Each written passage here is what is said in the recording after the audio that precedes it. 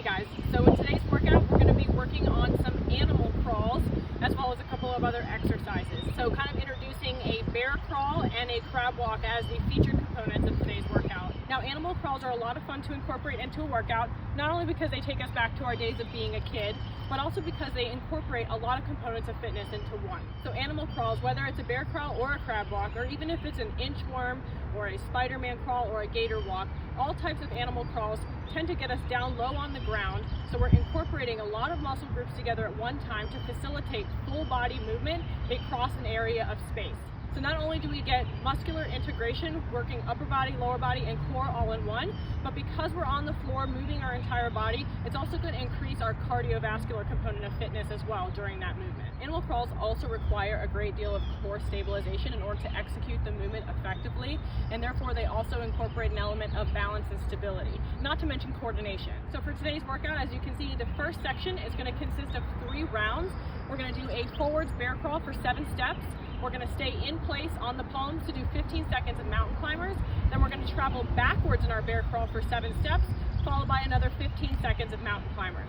Then we'll rest for 30 seconds before completing the next round of that circuit. So for our bear crawl, we want to be on all fours, but with the knees bent underneath us so our legs are not straight like they are in a plank or a push-up position. And then you want to make sure you keep your hips down for a bear crawl and not allow them to hike upward. And as you travel forward, you're going to use your opposite arm and leg to initiate the movement. So that would be a step, and 2, 3, 4, and so on until you hit 7. Then from here, we're going to go into our 15 seconds of mountain climbers.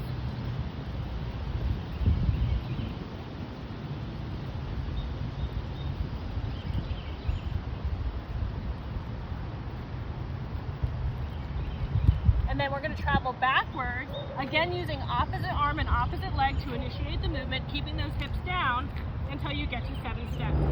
And then from here, another 15 seconds of mountain climbers.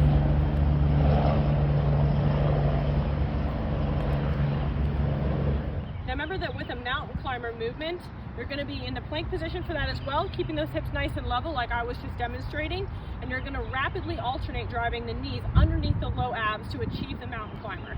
Now if you need to modify that movement and eliminate the jump, you can do a plank with knee drivers instead. So once you've done that first set of the forward bear crawl, the 15 seconds of mountain climbers, the backward bear crawl, and your second set of 15 seconds of mountain climbers, you're going to take your quick 30-second rest before you get into round 2. Now in the second part of today's workout, you'll see that there's another 3 rounds of exercises, this time concentrating on the crab walk.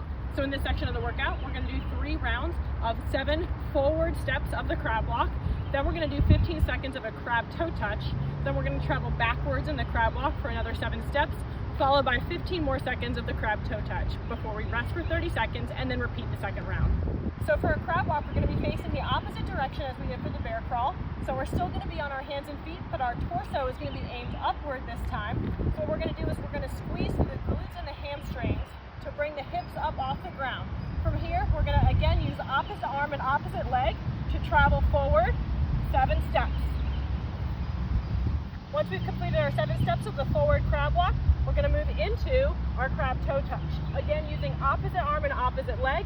Remember to keep the leg that you're lifting as straight as possible. And again, this is for 15 seconds.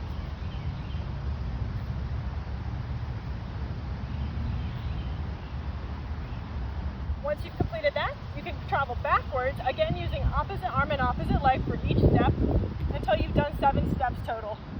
And then from here, another 15 seconds of our crab toe touch.